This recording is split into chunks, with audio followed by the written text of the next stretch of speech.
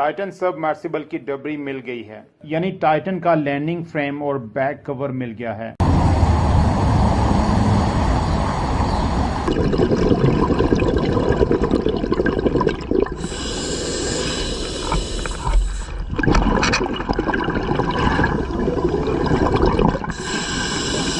ये दावा किया जा रहा है यूएस कोस्ट गार्ड की तरफ से। अभी की ताज़ा तरीन अपडेट्स के मुताबिक इस आबदोज में जो 5 अफराद मौजूद थे, इनके बच जाने की उम्मीद नहीं रही। ऑक्सीजन तो पहले ही खत्म हो चुकी थी और अगर इसके मलबे का कुछ हिस्सा मिल गया है तो इसका मतलब ये है कि इसके साथ कोई हादसा पेश आ गया है। जब ये समंदर में गए थे, पहले 2 घंटों में ही इनसे राब्ता खत्म हो चुका था। इसका मतलब ये है कि इनको पहले ही 2 घंटों में कोई ना कोई हादसा पेश आ गया था।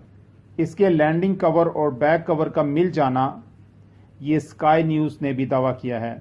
48 साला शहजादा दाऊद और उनके 19 साला बेटे सलमान दाऊद के साथ साथ 3 और लोग इस आबदोज में शामिल थे, जिनमें से एक कैप्टन था। बहरी ओकेनूस में ये आबदोज चंद रोज से लापता थी। इस आबदोज की कैपेसिटी की बात करें तो ये 3800 मीटर गहराई में जाने की कैपेसिटी रखती थी, यानी 4 किलोमीटर, जो कि फीट में अगर देखा जाए तो 12,800 फीट गहराई में जाने की कैपेसिटी रखती थी। और इसके साथ साथ ये आबदोज 12 डाइव्स लगाने की कैपेसिटी भी रखती थी। ओशन गेट के नाम से एक प्राइवेट कंपनी है और इस आबदोज का नाम टाइटन है। ये एडवेंचर्स, रिसर्च वर्क और समंदरों में जाना, हिस्ट्री को जानना, रिसर्च करना, किसी भी समंदरी ऑपरेशन के लिए इस कंपनी को ऑर्गेनाइजेशंस हायर करती हैं।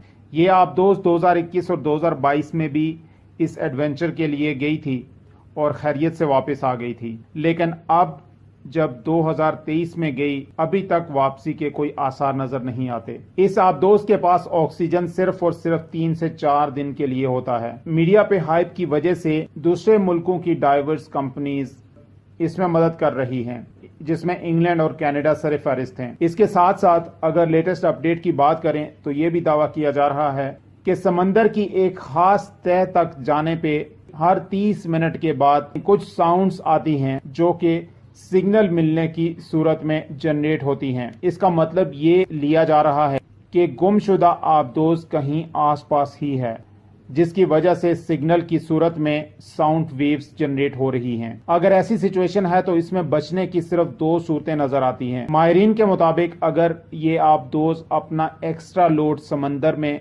गिरा देती है, जिसकी वजह से वजन कम होने की सूरत में ये समंदर की तह से खुद ऊपर आ जाएगी। और दूसरी सूरत ये है कि रेस्क्यू टीम्स इनका सुराग लगाने में कामयाब हो जाएं। 1912 में अमेरिका में एक बहुत बड़ा बहरी जहाज बनाया गया जिसका नाम टाइटैनिक रखा गया, और जो कि पहली बार यूएस के समुद्री सफर तय करने के लिए चल निकला कि अचानक एक बहुत बड़े आइसबर्ग से टकरा कर तबाह हो जाता है। और बताया यह जाता है कि अराउंड 1500 लोग इस दिल खराश वाक़या में इस दुनिया फानी से कूच कर गए। बाद अज़ां इस बहरी बेड़े की आबीती पे टाइटैनिक नामी फिल्म भी बनाई गई, जिसको पूरी दुनिया में पजीराई भी मिली।